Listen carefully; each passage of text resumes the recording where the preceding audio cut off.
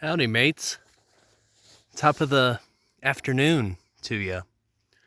Today marks Sunday, January 25th, 2026. And as far as you can tell, I'm once again up in the mountains, just like from my last film. We're once again along Brundage Mountain in the state of Idaho, which is home to a ski resort that I am working for during the winter season. Aside from Brundage being a ski resort, it also is a company that works in collaboration with the U.S. Forest Service, specifically within the Payette National Forest. And as I've mentioned before, the past year, when I worked with the Montana Conservation Corps, pretty much the crew I was with, all of our work was located within the few districts that make up the Payette. But the collaboration with the Forest Service involves the protection of this particular species of conifer. Specifically, this is the Whitebark Pine, which is listed as threatened under the Endangered Species Act. Given that the tree itself is very niche in terms of where it will inhabit, their population has been at quite of a loss. However, Brundage is one of the few ski resorts that is really working on providing the sustainability to allow the whitebark pine to survive. And what's so unique about them is typically when it comes to their needles, they're in a bundle of 5. And when it comes to the length specifically, it's usually about 4 to 6 inches in length.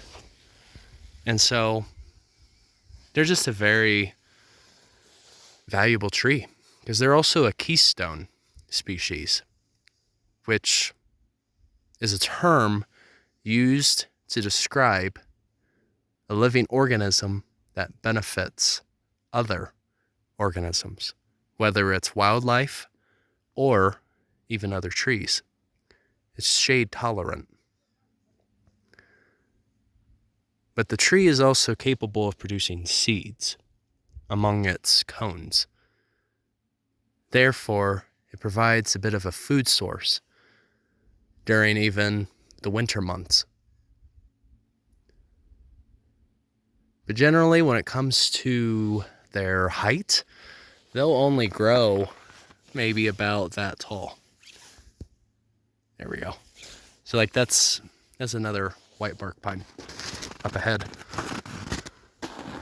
But aside from being a food source, they're also very important for allowing snow retention.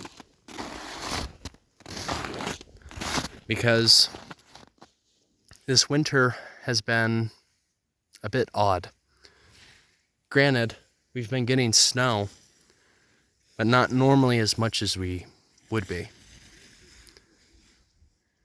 And so the whitebark pine, in this instance, is actually helping to retain some of that snow. And once spring approaches, the tree itself acts a bit like a buffer as well. It basically slows down runoff. And so, in essence, they act as a buffer. But my goodness, is it a gorgeous day out here. Holy cow. It's been like this for like the past week. Just to have the view of like the Seven Devils mountain range out there. And then you can't really see it from here, but you kind of can in this valley, is more of the Payette National Forest, which is where I spent a lot of time between May to October. But nevertheless, some of the issues that whitebark pine also face include the blister rust, which is a fungal pathogen that can occur as it's non-native. But then it can also be subject to the mountain pine beetle, which basically they act like it would be comparable to something like the emerald ash borer. They just basically kill the tree.